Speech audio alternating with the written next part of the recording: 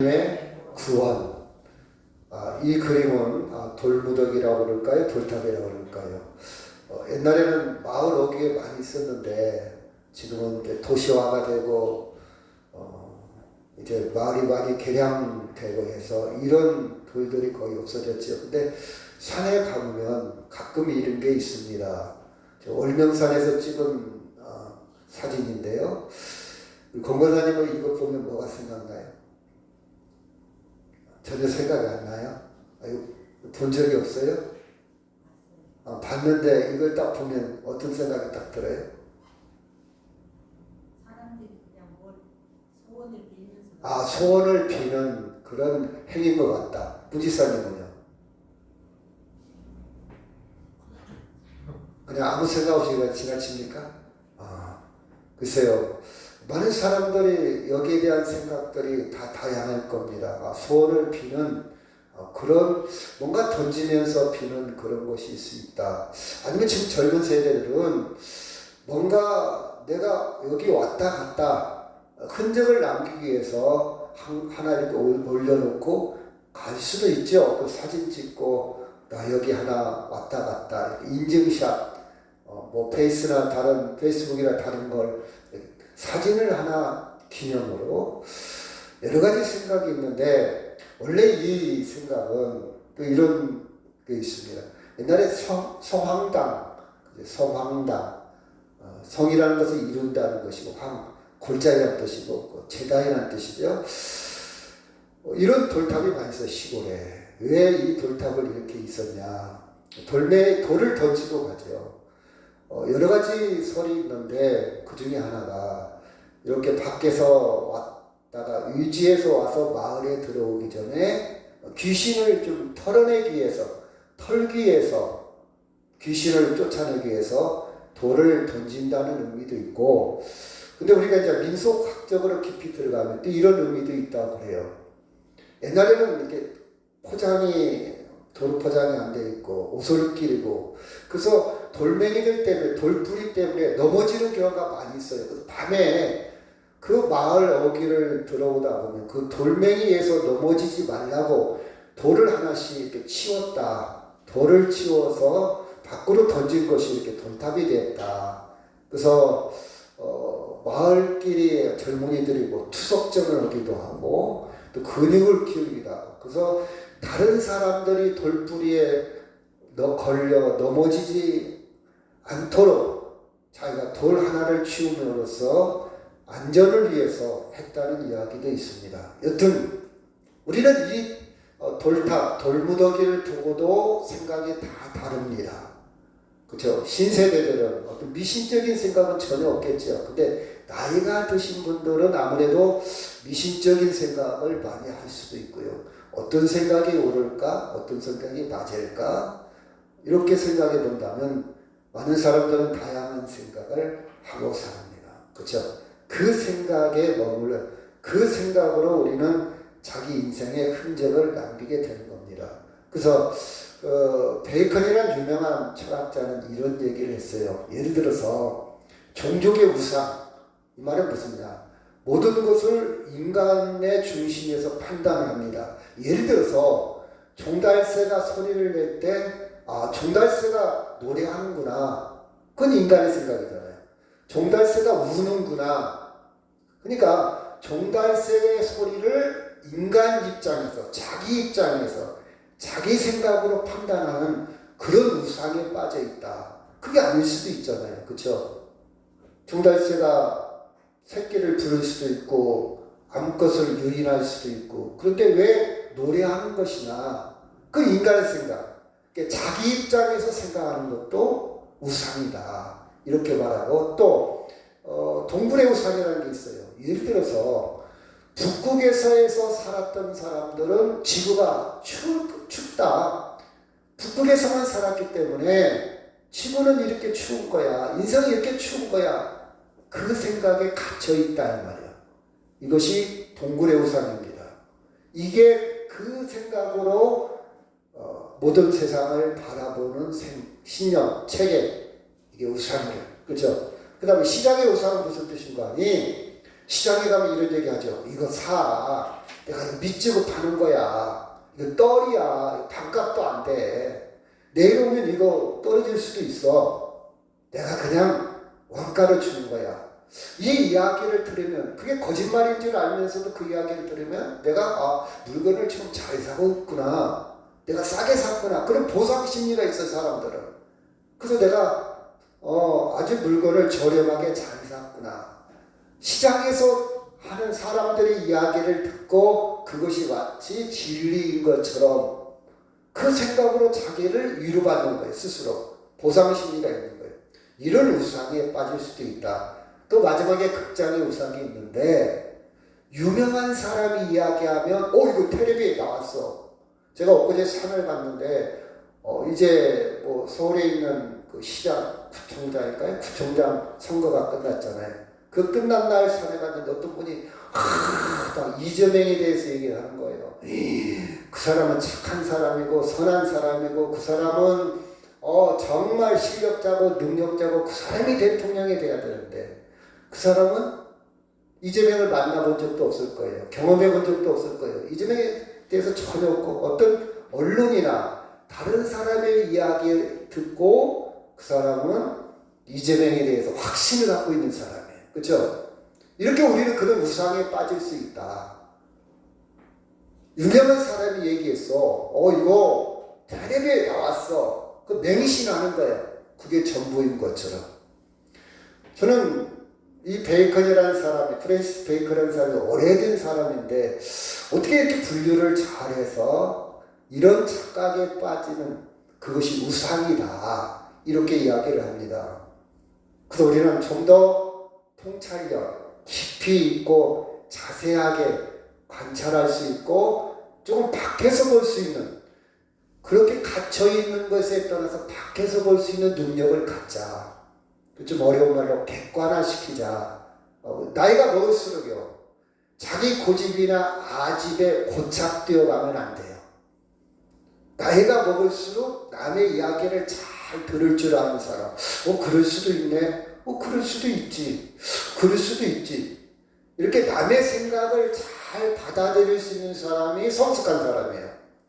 근데 나이가 먹을수록 고집이 강한다든지 나이가 먹을수록 남의 얘기를 안 들었다든지 나이가 먹을수록 자기 생각이 강해져 가는 사람은 참 인생을 어렵게 살 거예요.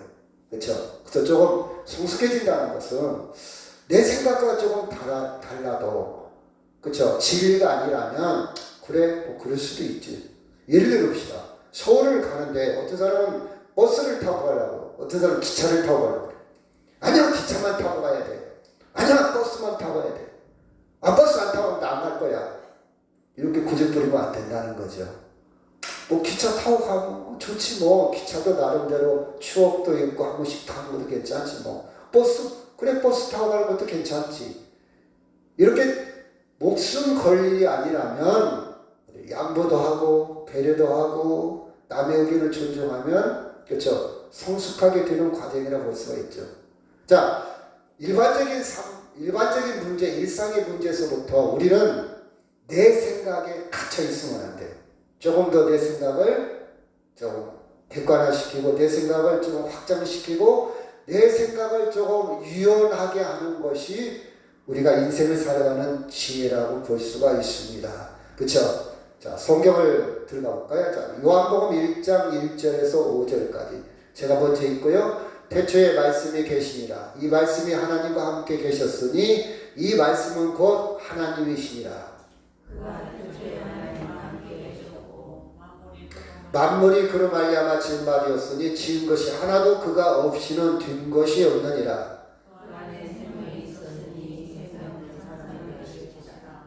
같이 있습니다. 빛이 어둠에 빛이 되어 어둠에 깨닫지 못하더라. 아멘. 우리의 신앙은 하나님으로부터 시작합니다. 우리가 인생을 살아갈 때 돌무더기를 보고 다양한 생각을 할 수가 있어요. 이 사람이 이렇게 생각하고 저렇게 생각하고 다양한 생각을 합니다. 그렇죠? 우리는 어떠한 우상에 빠졌든지 조금 더 지혜롭게 우상보다는 나를 좀 더 객관화시키고 유연성 있게 다른 사람 의견을 들을 줄 알고 나를 좀 내려놓을 줄 알고 지혜롭게 살아갈 수 있어요. 이것은 일반적인 세상을 살아가는 방법입니다. 그런데 하나님은 하나님께 대해서만 절대적입니다. 이게 차이예요. 하나님은 인간처럼 변하는 분이 아니에요. 하나님은요, 인간처럼 소멸되는 분이 아니에요. 하나님은 인간처럼 유행을 따라서 달라지는 분이 절대 아닙니다. 그래서 지금 이 요한복음을 기록한 저자는요, 요한은 지금 그 그리스라는 옛날에 그리스 로마 그 환경입니다. 그때는 철학이 굉장히 발달했어요. 그때 당시에는 많은 사상, 많은 생각, 많은 문화, 많은 것이 활발하게 되어지는 그런 토양에 있습니다. 사람들이 제가 지난 시간에 말씀했듯이 진리가 뭐냐? 진리가 뭘까? 그 진리에 대해서, 아르케에 대해서, 로고스에 대해서 많이 고민했던 그런 상황입니다. 이럴 때 요한은 구체적으로, 직설적으로, 원칙적으로 분명하게 태초에 말씀이 계시니라. 이 말씀이 로고스라는 거예요. 이 말씀이 진리가 하나님과 함께 계셨다. 그 진리는 하나님이다. 그리고 뒤에 나오지만 그 진리는 바로 예수 그리스도다. 이렇게 증명을 해 나가고 있습니다. 다시 얘기하면 세상은 어떤 생각을 하든 또 자기 생각에 자기 신념에 우상에 빠져 있든 아니면 더 지혜로운 사람처럼 유연하게 살든 그건 세상의 방법이지만 진리에 대해서는 말씀에 대해서는 오직 하나님인 것을 강조하고 있습니다. 그래서 자 9절 시작. 참 빛 곧 세상에 와서 각 사람에게 비추는 빛이 있었나니 10절 시작.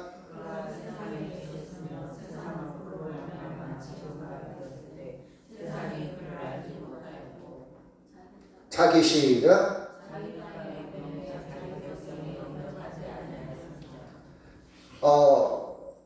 여러분 그 플라톤이라는 사람은 이런 얘기를 했어요. 사람들은 동굴의 우상에 빠진다. 아까 동굴하고는 좀 다른데요. 동굴의 우상이 뭐니? 동굴의 빛이 이렇게 비칩니다. 비치면 직접 빛이 아니라 반사진 빛. 동굴의 저 빛은 진짜 빛이 아니다. 반사진 빛이다. 근데 많은 사람들이 그것을 진짜인 것처럼 반사진 빛을 진짜인 것처럼 보고 있다.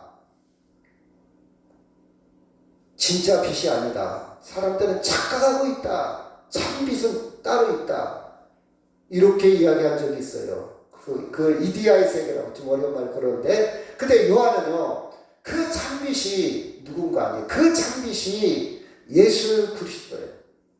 그 참빛이 세상에 왔지만 그 참빛을 사람들은 알아보지 못하고 영접하지 않고 이렇게 증명을 합니다. 이렇게 증명을 해요. 그래서 12절 시작.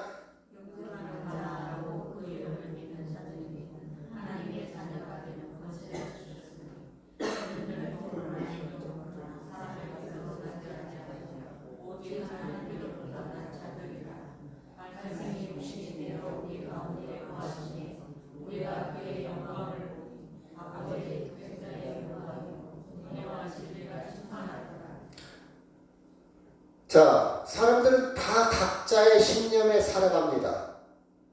나는 이게 옳다. 나는 저게 옳다. 그쵸?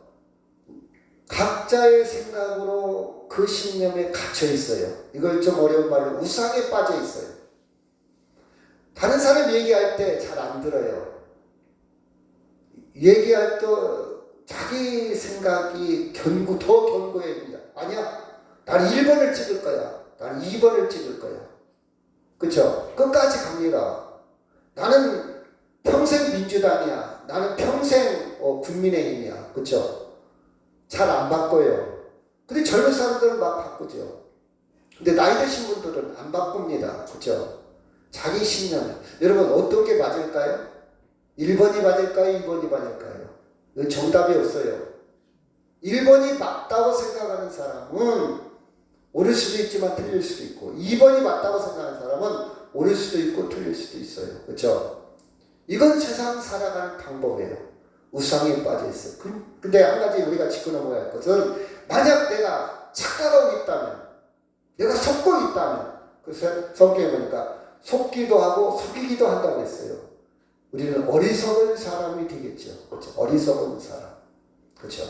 근데 성경은 우리에게 말합니다. 참빛은 예수 그리스도밖에 없다. 근데 예수 그리스도는 내 이성으로 분별을 해서 어떻게 증명을 해서 과학적으로 검증을 해서 과학적으로 입증을 해서 되어져서 접근하는 방법이 아니고 내 경험과 이성으로 접근하는 게 아니고 영접하는 자, 믿음으로 접근하는 방법이다.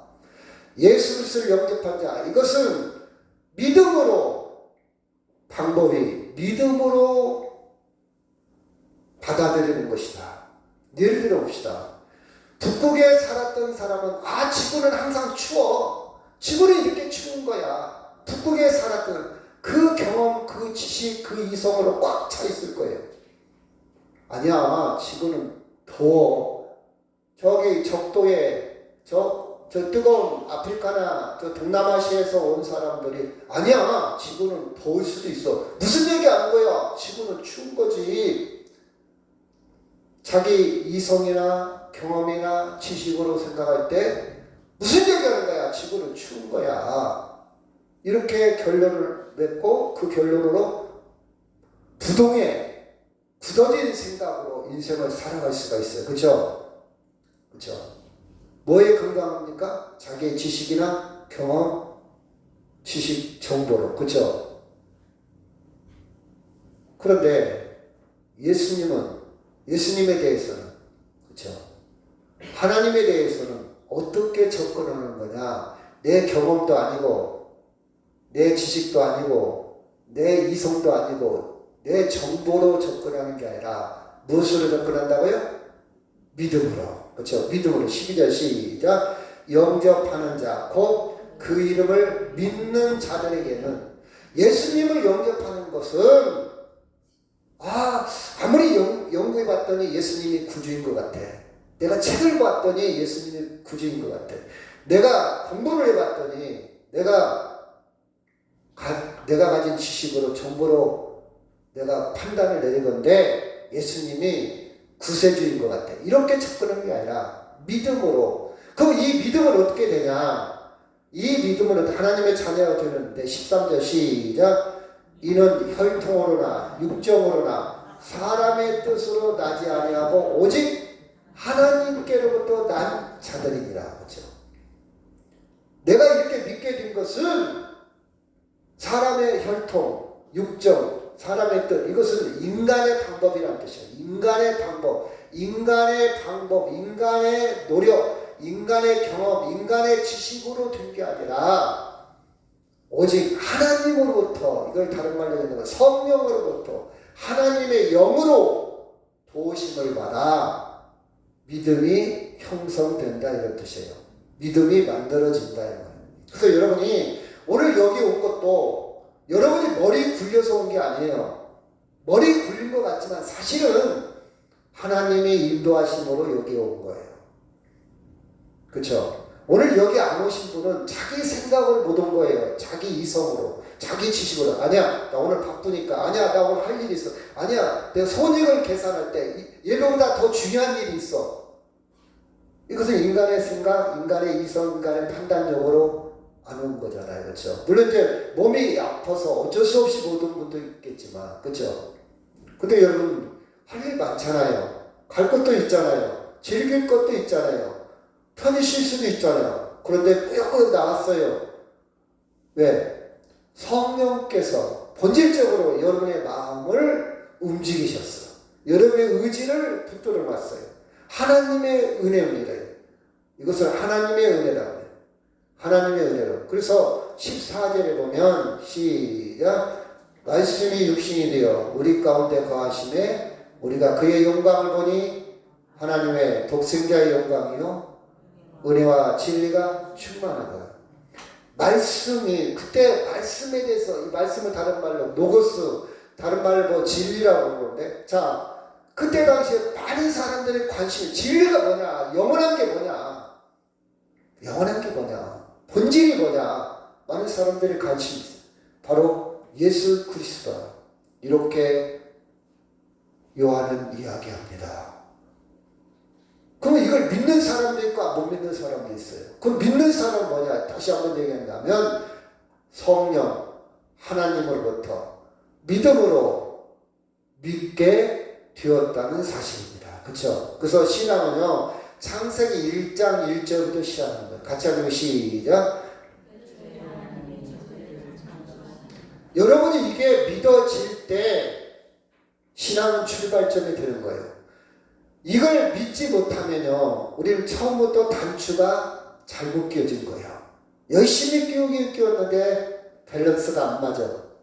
옷이 불안해. 균형을 잃어버린 거예요 신앙이. 자 이게 큰 그림으로 봐야 됩니다. 자 제가 남자지만 제 자녀가 3명이잖아요. 저는 아이를 낳지는 않았어요. 제 와이프가 제 아내가 아이를 낳았겠죠? 근데 자식이라고 내가 낳았다 그럽니다. 아니 너가 남자인데 어떻게 낳아? 여자가 낳는 거지. 이렇게 접근하면 안 돼요. 큰 그림으로 볼 때 부부고 큰 그림으로 볼 때 아버지고 큰 그림으로 볼 때 낳은 거예요. 그렇죠? 성경을 해석할 때 과학적으로 접근한다든지 뭐 진화론에 접근한다든지 이런 고민을 계속 하다 보면요 성경에 깊이 들어갈 수가 없어요. 저게 아닌데 저게 아닌데 난 저거 못 믿겠는데 이런 사람은 북극에만 살았기 때문에 아니야 무슨 얘기하는 거예요. 내가 한평생 살아왔지만 지구는 추운 거야. 눈이 있는 거야. 지구는 얼음덩어리야. 이런 생각에 갇혀 있다면 더 이상 지구를 넓게 볼 수가 없어요. 전체를 볼 수가 없어요. 성경을 내가 남자지만 내 자식 내가 낳은 자식이야 저 자식 이렇게 말한 의도는 큰 그림으로 볼 때 내가 낳은 자식이지 아니 너 남자가 어떻게 낳아 이렇게 판단하면 안 되는 것처럼 성경을 큰 그림으로 볼 때 하나님이 세상을 창조하셨다 이것이 받아들여야 돼요. 그럴 때 우리는 전체를 볼 수가 있어요. 그럴 때 비로소 신앙은 믿음으로 연결이 됩니다. 그래서 창세기 1장 31절 시작.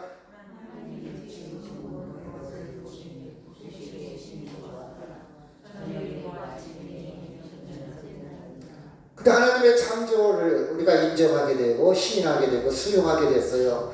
그러면 그 창조의 피조물 중에 피조물이라는 것은 창조되어진 모든 만물을 피조물이라고 그러는데 자 피조물 중에 만들어진 것 중에 가장 위대한 창조물이 누굽니까? 사람이에요.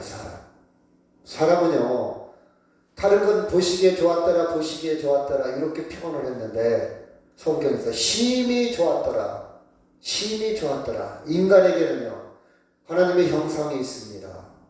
인간에게는 하나님이 할 일을 위임받은 하나님의 형상이라는 말은 하나님의 속성 부분적인 속성이 있어요. 인간에게 그렇죠? 하나님이 우리 인간에게 위임한 그 형상이 있습니다. 자 창세기 1장 27절 제가 먼저 한 줄 읽고요. 하나님이 자기 형상 곧 하나님의 형상대로 사람을 창조하시되 남자와 여자를 창조하시고 28절 하나님이 그들에게 복을 주시며 하나님이 그들에게 이르시되 생명하고 번성하여 땅을 충만하라 땅을 정복하라 바다의 물고기와 하늘의 새와 땅에 움직이는 모든 생물을 다스리라 하시니라. 29절 하나님이 이르시되 내가 온 지면에 심는 모든 채소와 씨가 지는 모든 나무를 너희에게 주노니 너희의 먹을 것이라 하리라. 인간에게 특별한 하나님의 사랑이 있는데 모든 피조물 중에서 인간만이 하나님의 형상이라면 하나님의 속성, 하나님이 품고 있는 그 성품을 우리 인간도 갖고 있어요. 온전하지는 못하지만 전부는 아니지만 그 다음에 보면 28절 29절에 보면 다스리고 생육하고 번성할 수 있는 그 권리를, 권세를 사람에게 주었다는 사실입니다. 그래서 인간은요, 선하게 창조된 거예요. 능력 있게 창조된 거예요. 그렇죠? 인간의 특징이라고 볼 수가 있죠. 자, 창세기 2장 5절에 보면 여호와 하나님이 그 사람을 이끌어 에덴 동산에 두어 그것을 경작하게 하며 지키게 하시고 16절 시작.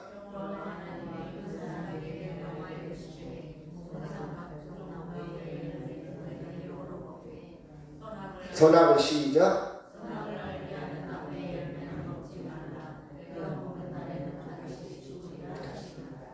5절, 16, 17절에 보면 인간만이 특별히 하나님의 사랑을 받고 하나님의 선한 도구로 창조되었는데 그렇다고 해서 인간이 하나님은 아니잖아요. 질서 있어요. 질서. 순리가 있습니다. 여러분, 부모가 자식을 사랑하고 자식이 부모를 사랑합니다. 한 가족입니다. 한 식구입니다. 그러나 질서가 있어요. 질서. 부부간에도 질서가 있어요. 아무리 평등이라 할지라도 질서가 있잖아요. 질서. 그렇죠? 이 질서가 깨지면 안 돼요. 질서가 깨지면, 그렇죠? 그 행복이 아름다울 수가 없어요. 그 사랑이 아름다울 수가 없어요. 질서가 있다 이 말이에요. 마찬가지로 창세기 2장 15절에서 17절 보면 하나님과 인간 사이에 질서가 있습니다. 네가 다 먹되 다 경작하고 네 마음대로 하되 동산 중앙에 있는, 그쵸, 중앙에 있는, 그쵸, 그 선악을 알게 하는 열매는 먹지 말라. 상징적인 의미예요. 규칙입니다. 질서입니다. 그런데 창세기 3장 3절에 보니까 시작. 동산 중앙에 있는 나무 열매는 하나님 말씀에 너희는 먹지도 말고 만지지도 말고 너희가 죽을까 하노라 하셨느니라. 뱀이 여자에게 이르되 너희가 결코 죽지 아니하리라. 그렇죠? 이게 질서인데 5절 6절 시작. 너희가 그것을 먹는 날에는 눈이 밝아져 하나님과 같이 되어 선악을 알 줄을 하나님이 아심이니라. 여자가 그 나무를 본즉 먹음직하고 보암직하고 지혜롭게 할 만큼 탐스럽기도 한 나무인지라. 여자가 그 열매를 따먹고 자기와 함께 있는 남편에게도 주네. 그도 먹은지라. 그렇죠? 3장 3절에 보면 4절에 보면 뱀이 여자에게 이르되 결코 죽지 않는다. 인간은 속은 거예요. 속은 거예요. 왜 속았냐? 6절에 보니까 하나님처럼 6절에 보니까 본즉 먹음직 보함직 지혜롭게 하는 탐스럽고 욕심이 욕망이. 여러분, 왜 환경이 파괴됩니까? 왜 전쟁이 일어납니까? 욕심이에요. 욕심, 욕망이. 동물은요, 사냥을 할 때 배가 부르면 더 이상 사냥하지 않는데요. 근데 인간은요, 계속 축척을 합니다. 옛날에 냉장고가 없을 때는 부침개를 하고 음식을 하면 다 나눠 먹었어요. 왜 나눠 먹었냐? 넉넉해서가 아니고 그거 남겨놓으면 썩어요. 저장할 수가 없어요. 그거 다 나눠 먹어야 돼. 다. 냄새가 다 밖으로 새 나갑니다. 담장으로 다 새 나가. 안 나눠 먹을 수가 없어요. 근데 지금은요, 콘크리트로 견고하게 만들어서 냄새 안 새 나가요. 냉장고가 하나도 부족해요. 막 2개, 3개, 4개 막 가득가득 채워놨어요. 안 썩어. 안 나눠 먹어요. 그죠? 욕심이에요. 욕심. 환경이 왜 파괴됩니까? 더 갖고 싶어서, 더 누리고 싶어서, 더 먹고 싶어서. 여러분, 옷이요. 지금 안 입는 옷이 장목에 쌓여가고 있어요. 1년에 한 번도 안 입어. 그 계속 사. 왜 그럽니까? 계속 돈 주고 사요. 왜? 욕심이에요. 욕심. 이거 회개해야 됩니다. 그럼 그게 부메랑이 돼서 다시 인간한테 부작용이 와요. 환경이 파괴돼. 이 옷 폐기물 엄청납니다. 여러분. 제가 전번에 그림 보여줬잖아요. 이 폐기물 나무 후진국으로 다 수출한다고 그랬잖아요. 수출하면 거기서 어떻게 하냐. 지들도 다 사가고 골라 입어요. 또 남어. 폐기할, 소각할 능력이 없어. 어떻게 하냐. 다 강으로 버려. 다 강으로. 그냥 강으로 다 버려요. 그럼 강이 어떻게 되냐. 바다가 어떻게 되냐. 태평양으로 들어가고 돌고 그래서 모든 해양이 망가지고 있어요. 여러분 제발 옷 좀 사지 마세요. 입는 옷으로 충분해요. 근데 왜 그래? 계속 삽니다. 왜 그러냐? 더 멋있으려고, 더 이쁘려고, 욕심, 욕망. 여기 성경에 보니까 보함직하고 지혜를 탐스럽다. 욕망이. 그래서 하나님께 대한 도전 어떻게 되냐? 하나님처럼 하나님같이 높아져. 어디까지 높아지냐? 하나님같이. 5절에 보니까 5절 같이 하니까 시작. 너희가 그것을 먹는 날에는 너희 눈이 밝아져 하나님과 같이 되어 선악을 알 줄 하나님이 아십니다. 사탄이 꼬드깁니다. 너 하나님처럼 되는 거예요. 이걸 계속 이런 국회의원 한번 했으면 됐잖아요. 근데 죽을 때까지 하는 거예요. 80이 넘었는데도 저 전라남도에 있는 사람 또 나온대요. 자기가 젊은 사람한테 양보해야지.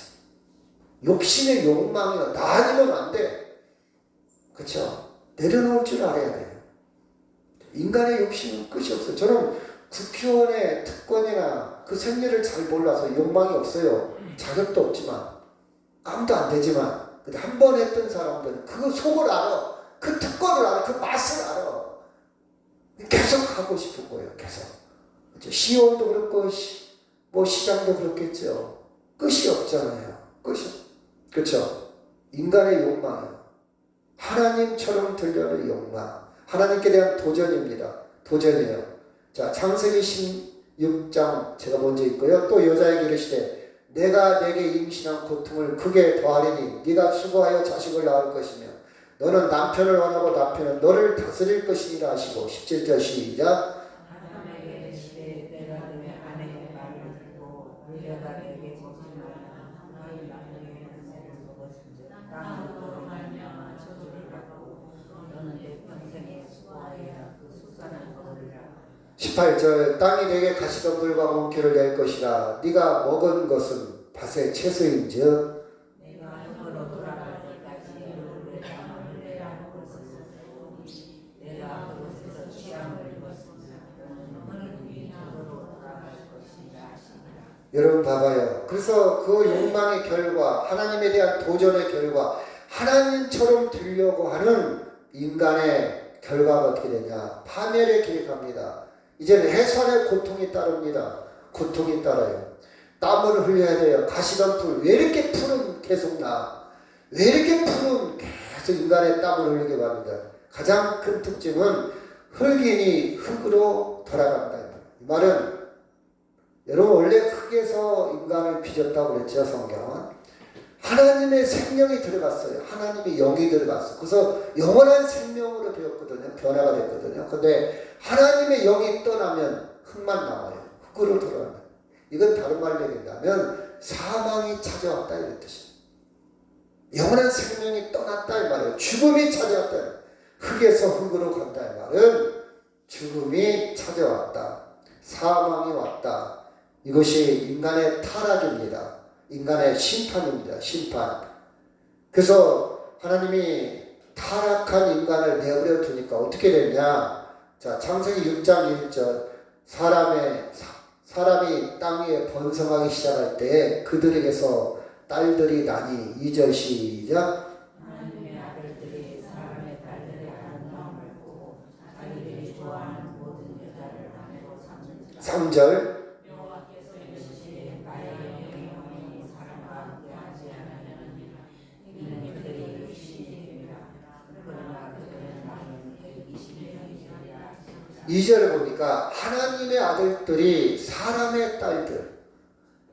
이 말이 무슨 뜻이냐? 하나님의 아들들은 하나님을 섬기는 사람들이 사람의 딸들. 이 말은 하나님이 영이 없는 사람들.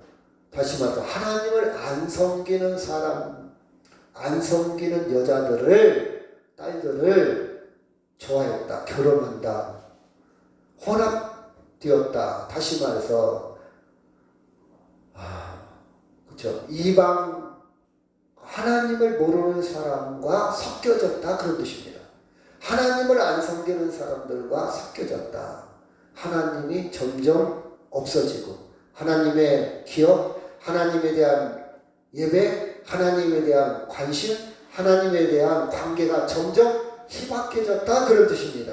희박해졌다. 그렇죠? 그래서 17장에 넘어가면 내가 시작 내가 내 언약을 나와 내 및 내 대대 후손 사이에 세워서 영원한 언약을 삼고 너와 내 후손의 하나님이 되리라. 18절 시작. 내가 너와 내 후손에게 내가 거류하는 땅으로 가나안 땅을 주어 영원한 기업이 되게 하고 나는 그들의 하나님이 되리라.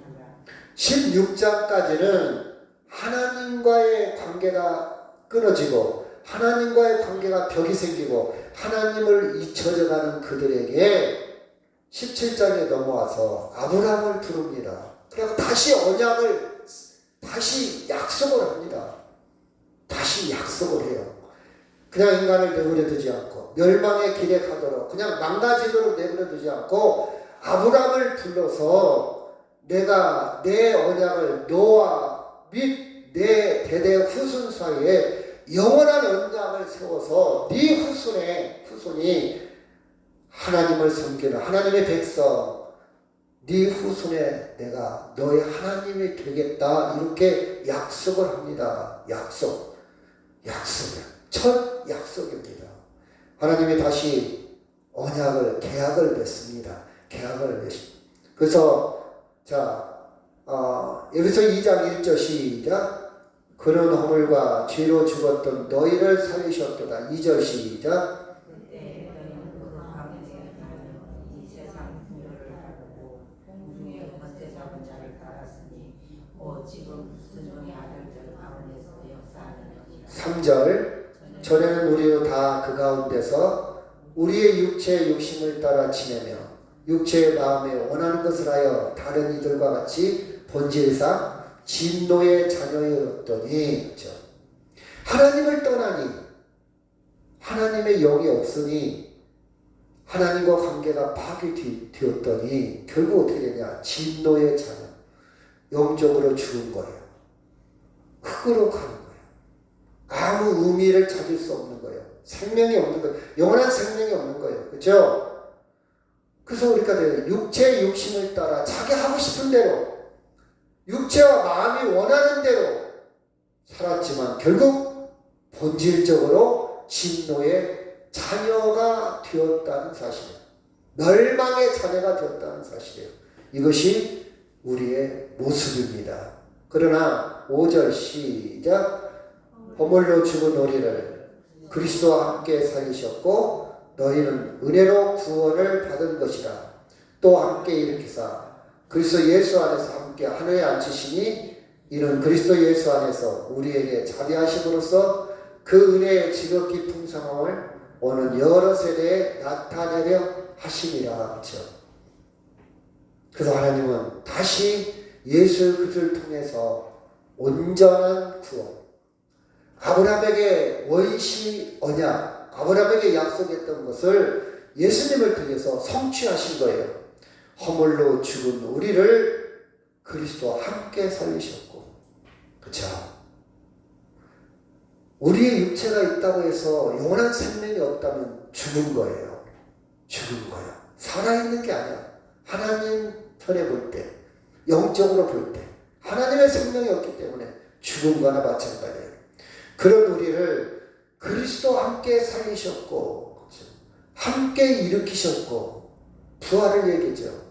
그리스도 예수 안에서 함께 하늘에 앉히시니 그리스도 통해서 대표자 그리스도를 통해서 완벽하게 이미 성취를 다 해놨어. 앉혔어. 이미 함께 앉혔어. 그리스도 안에서. 그렇죠? 이게 하나님의 계획입니다. 놀라운 방법입니다. 그렇죠? 이는 그리스도 안에서 우리에게 자비하심으로써 그 은혜의 지극히 풍성함을 오는 여러 세대에 나타내려 하심이라. 이것이 하나님의 구원의 과정입니다.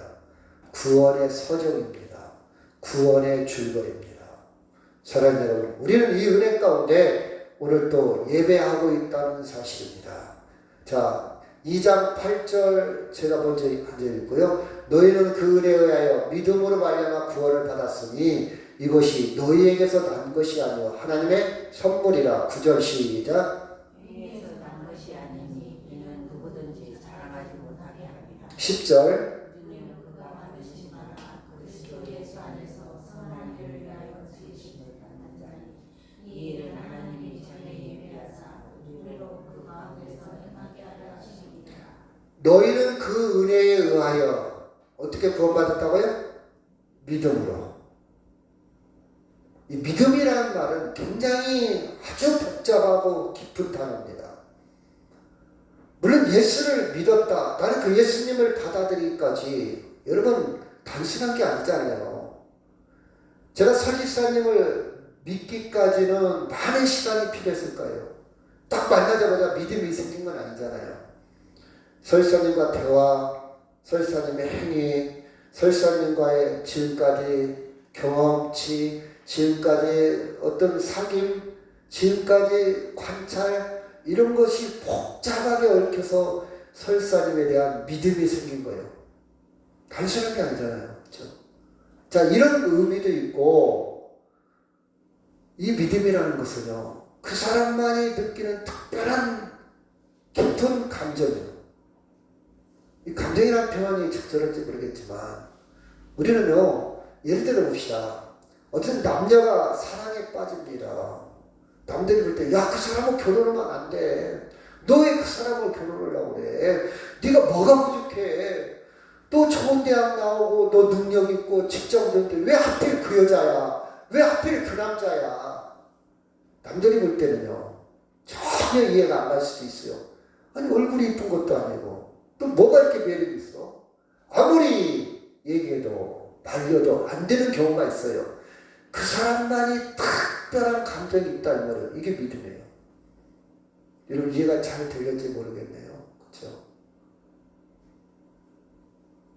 그 사람만이 느끼는 게 있어요. 그 사람만이 그 매력이 있어요. 제가 언젠가 그랬잖아요. 정말 두 사람이 여건이 좋아요. 좋은 학력. 제가 엊그제 어떤 사람 만났는데 제가 글을 쓰고 있어요. 산 이야기. 산에 다니면서 꼭 10명은 대화를 하는데 그 중에 2~3명은 깊은 대화를 한다 하죠. 이번에 만난 사람은요, 저보다 2살이 적어요. 근데 굉장히 겸손하더라고요. 남자분인데. 그래서 여러 가지 얘기를 하다가 핵심 부분이 여행을 참 많이 가더라고요. 안 간 데가 없어요. 그래서 젊을 때 뭐 하셨어요? 지금 뭐 하고 계셔? 그랬더니 혹시 그것도 얘기를 잘 안 해요. 처음이니까. 혹시 금수저로 태어난 거 아니세요? 금수저로 태어났대. 솔직히 이제 조금 한 10분 정도 지나니까 막 마음을 팍 여는 거예요. 그래서 여행을 할 때, 여러분, 유럽 여행 한번 가려면 한 1,000만 원 정도 있어야 되잖아요. 그렇죠, 기본적으로. 근데 뭐 40일도 있다가 50일도 있다가 뭐 이렇게 여행을 많이 다닌다고 그러더라고요. 그래서 그래요. 근데 그 사람과 다 계속 많은 이야기를 하고, 나중에는 차도 같이 타고 오고, 많은 시간이 이제 없으니까, 근데 또 헤어져야 되니까, 많은 얘기를 하는데, 그 사람에 대한 느낌, 그 사람의 인생, 그 사람의 특징, 이렇게 살아가는 사람도 있구나. 이런 인생을 살아가는 사람도 있구나. 또 이렇게도 살아가는구나. 그 사람의 생각, 가치관, 세계관, 그 사람의 일상을 특징 있게 이렇게 제가 또 한 줄 적어놨어요. 그렇죠? 저만의 느낌이에요. 저만의 느낌. 그래서 그 좋은 환경이 있는 사람하고 중매를 합니다. 이 사람은 금수저야. 이 사람은 좋은 학교를 나왔어. 이 사람은 직장도 괜찮아. 이 사람은 자기 부부가, 여러분 이해가 잘 되려고 하면 10만 평이래. 10만 평. 만 평이 아니고 만 평만 있어도 부자인데 10만 평. 이해가 잘 되려면 1,000평만 있어도 부자예요. 지금 김제 논에 1,000평만 있어도 부자예요. 매도 갈 거예요. 제가 잘 모르지만.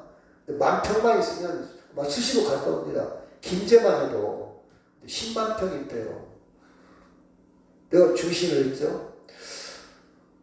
이 사람 괜찮아. 한번 해. 그랬더니 안 된대요. 왜 안 해? 뭐라는지 아십니까? 왜 안 해? 와닿지 않는데. 필이 안 온다는 거예요. 필이 안 온다는, 필링이 없다는 거예요. 와닿는 게 있어야 결혼하죠. 여러분 이해가 갑니까? 기성세대는 이해가 안 될 수 있지만 저는 이해를 해요. 그 사람만이 느끼는 감정, 그게 믿음이에요. 그 사람만이 그렇게 느낄 수 있고 믿을 수 있는 건 누가 말릴 수가 없어요. 누가 강요를 해서 될 게 없어요. 왜 결혼 안 해? 이렇게 될 일이 아니야. 강요하지 마세요.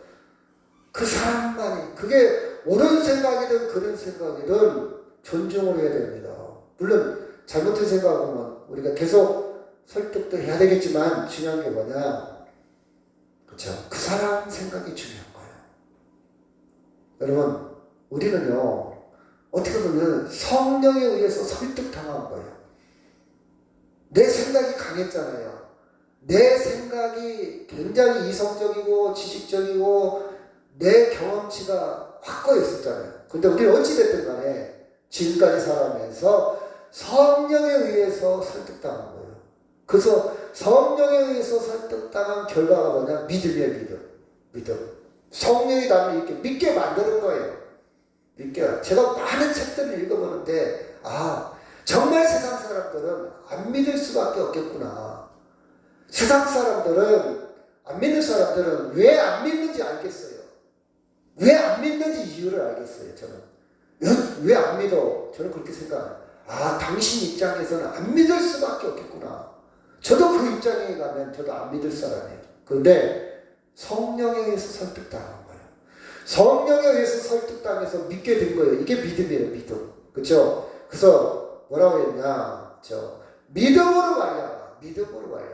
구원에 이르게 됐다. 그래서 너희에게서 난 것이 아니라 네 지식으로 된 게 아니라 네 이성으로 된 게 아니라 하나님의 선물이다. 거저받은 거다.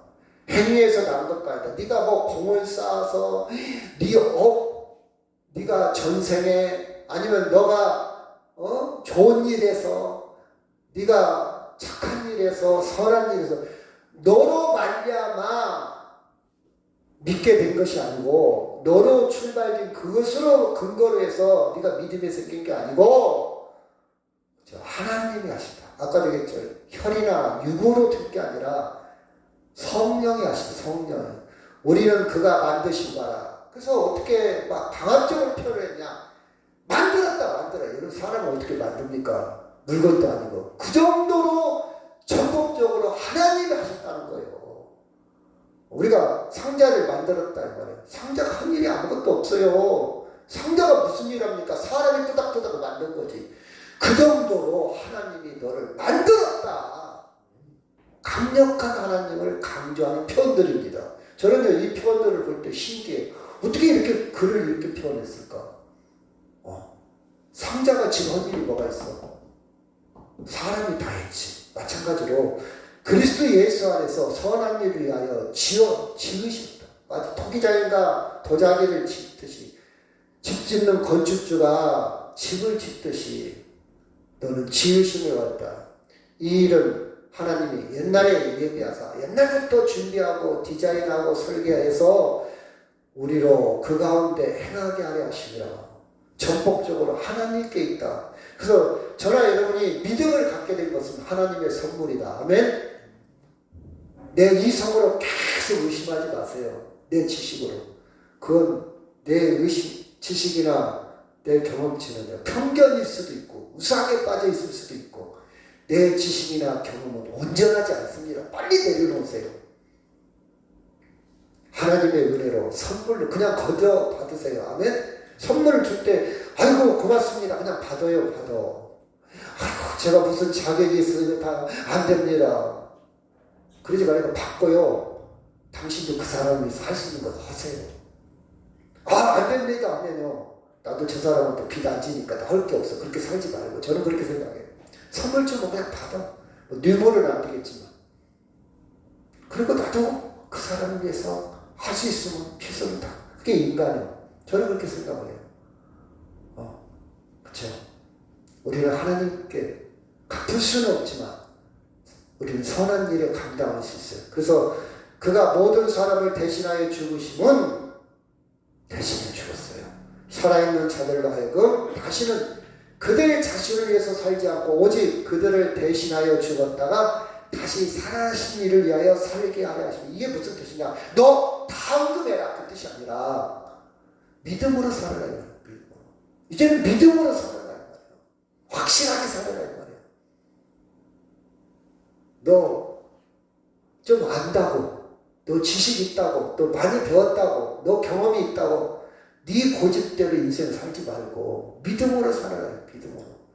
하나님의 말씀으로 살아라. 그 뜻입니다. 16절. 그러므로 우리가 이제부터는 어떤 사람도 육신을 따라 알지 아니하고 비록 우리가 그리스도도 육신을 따라 알았지만 이제부터는 그같이 알지 아니하노라. 내가 옛날에 육신으로, 이성으로, 지식으로, 경험으로 예수님을 판단해 왔어. 믿을까 말까? 아니 내 생각에는 믿을 수가 없을 것 같은데 안 믿어지는데 에이 그게 어떻게 안 돼. 이렇게 이제 생각하지 말라 이 말이야. 이렇게 생각하지 말라. 자 17절 시작. 그런즉 누구든지 그리스도에 안에 있으면 새로운 피조물이라. 이전 것은 지나갔으니 보라 새 것이 되었다. 새롭게 나를 만들었어요. 그 눈에 보여주세요. 이렇게 생각하지 마세요. 눈에 보이지 않는 엄청난 것들은 눈에 안 보여요. 눈에 보인다는 것은요 한계가 있다는 거예요. 하지만 진짜 엄청난 것은 눈에 안 보일 정도로 많은 거예요. 너무 많기 때문에 눈에 안 보이는 거예요. 그렇죠? 그래서 하나님은 여기 있다 저기 있다 그렇게 못한다는 이유도 하나님이 이렇게 딱 보이면요 하나님 거기서 한계가 있는 거예요. 더 이상은 아니잖아요. 그렇죠? 그래서 보라 새 것이 되었더라. 새로운 피조물이라. 모든 것이 하나님께로 모든 것이 하나님께로 닿고 그가 예수 그리스도 말미암아 우리를 자기와 화목하게 하시고 또 우리에게 화목하게 하는 직분을 주셨으니 모든 구원은 하나님께 닿기 때문에 이것을 두 가지로 따라합시다. 하나님의 은혜다. 또 한 가지는 완벽하다. 만약 구원이 내 거 반절 하나님께 반절이면 불완전한 구원이야. 야, 너 교회 열심히, 하나님이 너를 택하기도 하지만, 너 교회 열심히 다녀야 구원받아. 근데 열심히 반절이 포함됐다면 그 불완전한 거예요. 내가 이렇게 예수 믿어도 구원받을 수 있을까? 이 정도 내가 신앙생활에도 구원받을 수 있을까? 아니라. 부족해도 하나님이 나를 구원하십니다. 아멘? 자식이 불효해도 자식은 자식이야. 자식이 망나니 짓을 해도 자식은 자식이야. 모든 것이 모든 것 하나님께로다. 자, 마지막 말씀하고 마치도록 하겠습니다. 시작. 예수께서 이르시되 내가 곧 길이요 진리요 생명이니 나로 말미암지 않고는 아버지께로 올 자가 없느니라. 오직 예수 그리스도만 확실하게 붙들고 여러분 망설이지 말고요. 좌로우로 치우치지 말고 기웃거리지 말고 의심하지 말고 그렇죠? 내 인생, 내 영혼, 내 생명을 위탁하고 넉넉하게 살아가기를 주의 이름으로 축원합니다.